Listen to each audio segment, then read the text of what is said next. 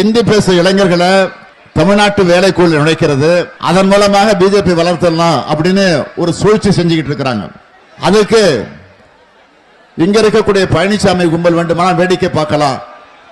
ஆனால் திமுகவோ தமிழ்நாட்டு மக்களோ அதை வேடிக்கை பார்த்துக்கிட்டு இருக்க மாட்டாங்க என்பது மட்டும் அழுத்த நிறுத்தமாக நான் இங்கே குறிப்பிட்டு காட்ட கடமைப்பட்டிருக்கேன். இன்னைக்கு நம்ம என்ன சொன்னோம்? தமிழ் படிங்க, ஆங்கிலம் படிங்க. படிச்சோமா?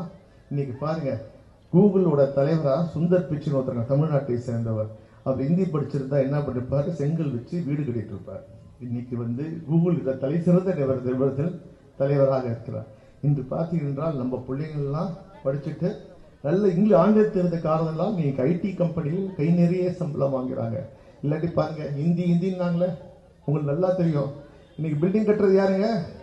இன்னைக்கு பாருங்க, எல்லா வேலையும் யூபியில ஹிந்தி மட்டும் படிக்கிறவன் தான், பீகார்ல ஹிந்தி மட்டும் படிக்கிறவன் இங்க தமிழை கத்துக்கிட்டு இன்னைக்கு நம்ம வீடு கட்டி தரான், சாலையை பிறக்கிறான், கக்கூஸ் கழுவுறான்.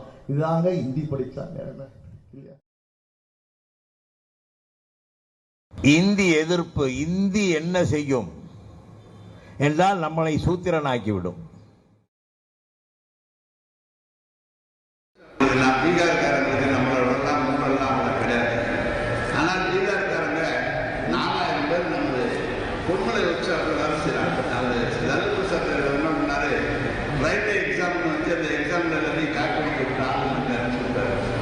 நீங்க போற கடைசியா ரயில்வே கேட்ல பாருங்க, கூட வெளி மாநிலத்தில் தான் எல்லா ரயில்வே கேட்கலையும் இருக்கிறாங்க.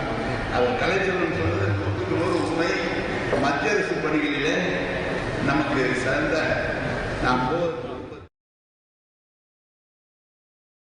நம்ம பேர் சொன்னாங்க ஹிந்தி படிச்சா வேலை கிடைக்குதா? ஹிந்தி நம்ம ஊர்ல கோயம்புத்தூர்ல போய் பாருங்க, பான்பூரி வச்சுக்கிறோம்.